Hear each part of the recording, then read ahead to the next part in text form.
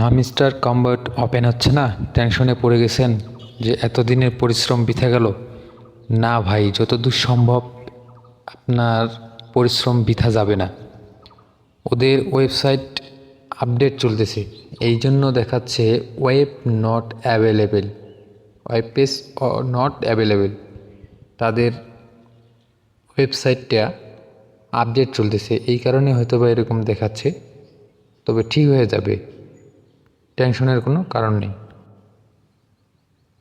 যদি তাদের টুইটারে যাই, ওইখানেও কোনো আপডেট দেয়নি ওরা। দেখেন কোনোখানে কোনো আপডেট নেই।